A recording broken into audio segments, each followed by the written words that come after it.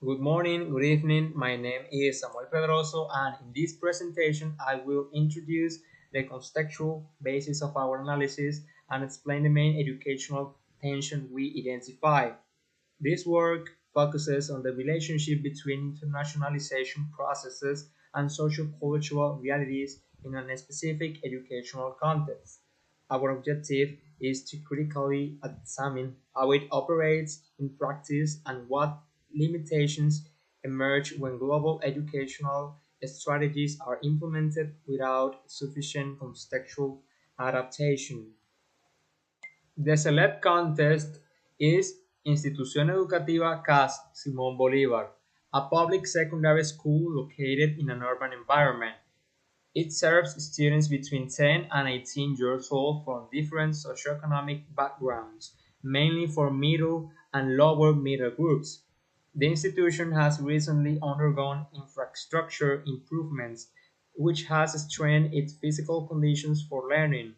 Classrooms, facilities, and general resources are adequate, which positions the school in a relatively favorable structural condition compared to other public institutions.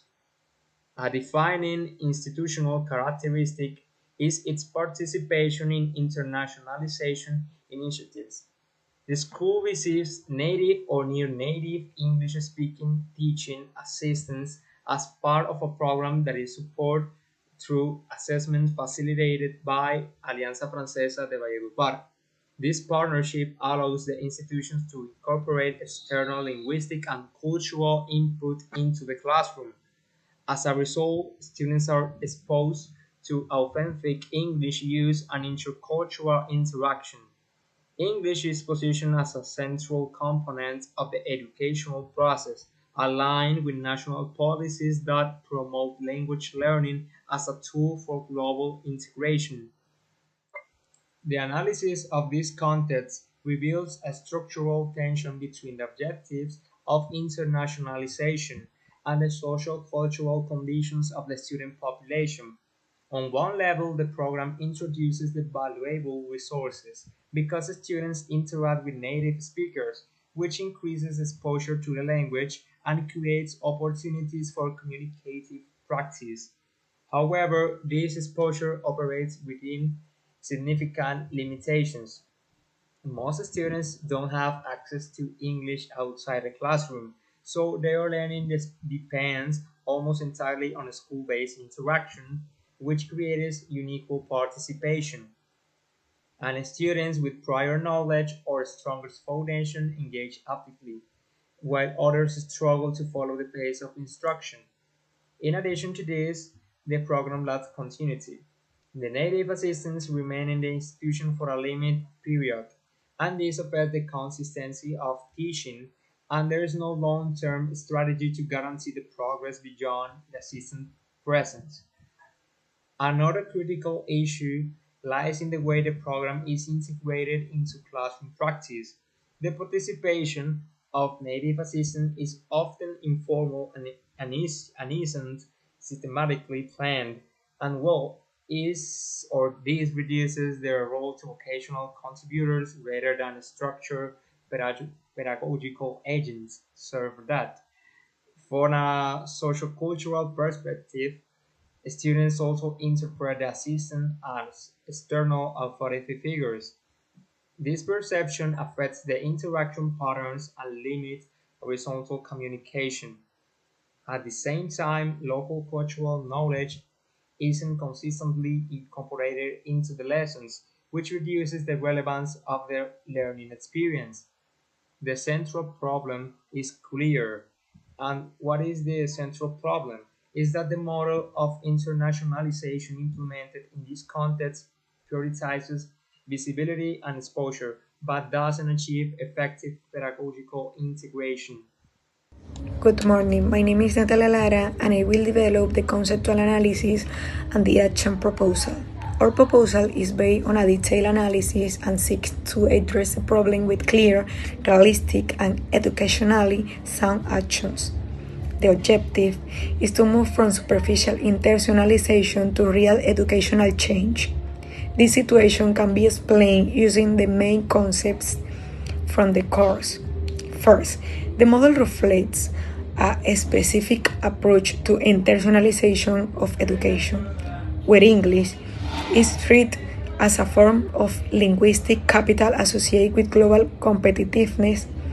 This perspective is in line with national policy, but it also puts English above local language practice. Second, the implementation follows a top-down language policy model. Decisions are designated at a national level and transferred to institutions without sufficient adaptation to local conditions. This limits the effectiveness of the program because it assumes that exposure alone is sufficient from learning. From the perspective of sociocultural theory, learning requires interaction that is meaningful and contextually grounded. In this case, interaction exists, but it is not fully connected to a student's realities. The presence of native assistants provides linguistic authenticity, but this is not enough without structured mediation. The classroom becomes a space where global and local dynamic coexist without integration. English operates as a dominant language, while local identities remain secondary. The dynamic reinforces inequalities in participation and limits the potential of intercultural exchange. This analysis leads to another clear conclusion, where the current model produces superficial internationalization.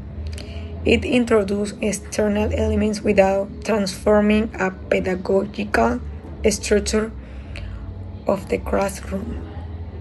The first proposed action is the implementation of a structured co-teaching model between local teachers and native assistants.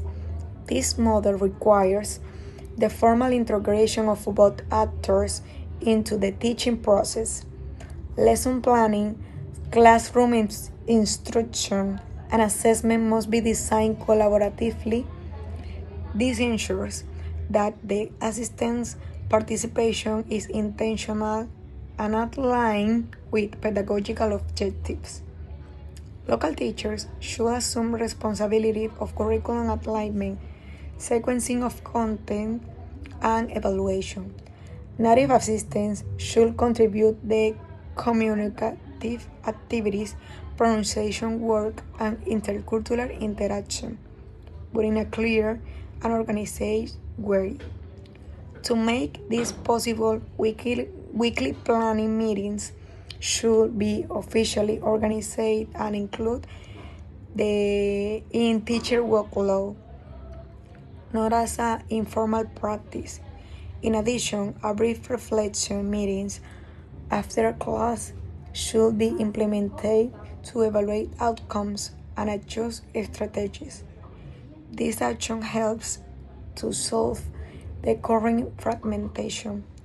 It turns the assistant from an external figure into a part of a teaching process.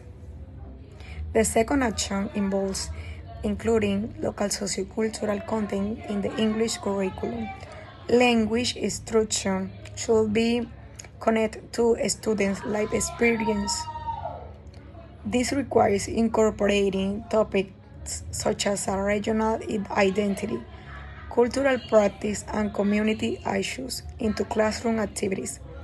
Students should use English to describe, analyze, and reflect on their own context. This can be implemented through discussion, presentation, and project-based learning tasks that require active participation. This approach increases relevance and engagement. Students are more likely to participate when they are working with familiar content, At the same time, it allows English to function as a tool for communication, not just as an academic requirement. This action also reduces inequality in participation when content is connected to a student's context. They depend less on their previous language knowledge and more on their own experience, which creates more balanced interaction. The third action is the development of a continuous training program in intercultural and inclusive pedagogy. This program must include both local teachers and native assistants. The goal is to create a shared teaching plan that guides classroom interaction. Training should focus on practical strategies. This includes managing different proficiency levels, promoting equitable participation, and integrating cultural diversity into teaching practice. Native assistants must also receive orientation about the local context. Understanding the characteristics and institutional dynamic is essential for effective participation.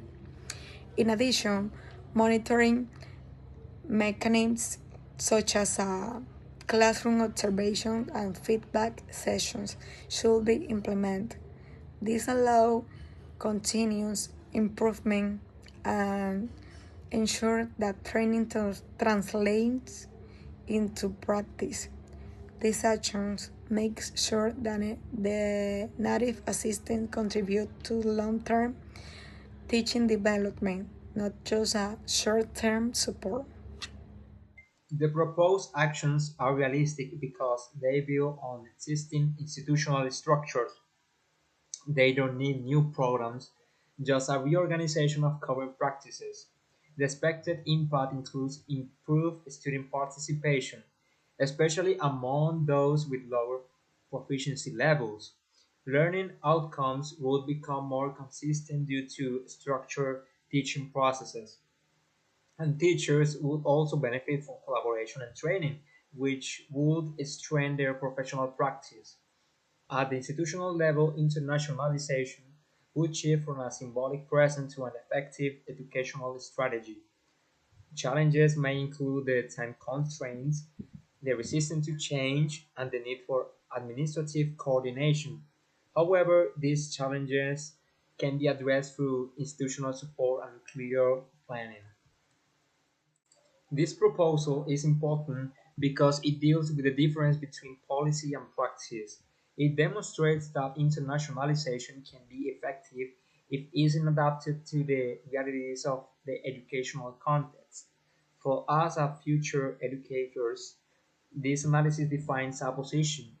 Teaching requires critical evaluation of the strategies we implement. It requires understanding the context and designing actions that respond to it. So, thank you for the attention.